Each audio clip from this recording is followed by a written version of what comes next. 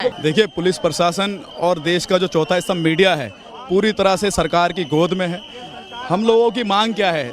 पहली मांग देश की सुरक्षा। जो राहुल गांधी जी लगातार लोकसभा में बोलना चाह रहे हैं कि चाइना किस कदर हमारे बॉर्डरों को तोड़ता हुआ टैंकों के साथ देश में घुस रहा है और बड़ा ही देश के लिए बड़ा गंभीर मुद्दा है और नेता विपक्ष सिर्फ वही बोलना चाहते हैं, भाजपा उनको बोलने नहीं दे रही। और साथ ही दूसरी बात कि राहुल गांधी जी जब लोकसभा में बोलना चाह रहे हैं, अन्य नेता बोलने चाह रहे हैं तो उनको बोलने नहीं दिया जा रहा। दूसरी सबसे बड़ी बात है कि नरेंद्र मोदी का नाम एप्स्टीन फाइल में आया, जो बहुत ही बड़ा कुख्याति और कुकर्मी व्यक्ति एप्स्टीन, जिसकी मेल से पता लगा है कि नरेंद्र मोदी यूएस प्रेसिडेंट के लिए इजराइल में जाके डांस करते हुए पाए गए। और समय समय पर ट्रंप नरेंद्र मोदी को चेताता है और धमकाता है।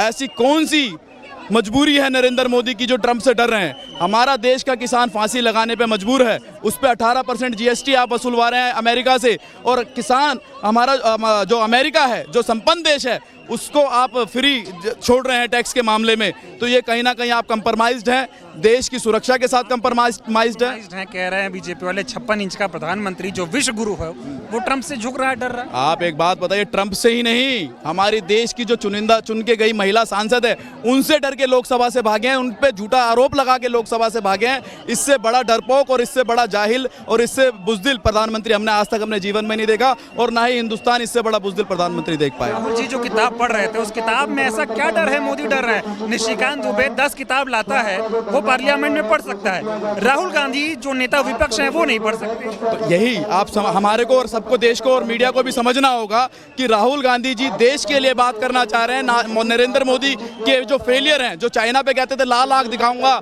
ऐसा करूंगा वैसा करूंगा, आज चाइना के साथ वो बिरयानी खाते हैं, पाकिस्तान के साथ बिरयानी खाते हैं और देश की सुरक्षा की बात करते हैं। ये पूरा देश देख रहा है कि किस तरह से आपने नरवाने जी की बुक को पब्लिश नहीं होने दिया है, किस तरह से नेता विपक्ष को आप लोकसभा में बोलने नहीं दे रहे, किस तरह से देश के जो जेनजी युवा हैं उनको आप सड़कों पे आंदोलन नहीं करने दे रहे, उन पर लाठियां बरसा रहे हैं, उनको पीट रहे हैं। आपकी जो पुलिस है, आपकी जो केंद्र की पुलिस है, किस तरह से उनका दुर्व्यवहार है, उन पर कुर्सियां उठा के फेंक रहे हैं, उनको बैरिकेड से फेंक रहे हैं, उनको मारा जा रहा है, महिलाओं के साथ बदतमीजी की जा रही है। महिला पुलिसकर्मी नहीं है यहाँ पर, आप देखिए किस तरीके से इनका ये रवैया है। क्या चाहता है जैन जी? अब जैन जी यही चाहता है कि नरेंद्र मोदी अपनी नैतिकता को समझते हुए, अपनी नाकामियों को समझते हुए इस्तीफा दे।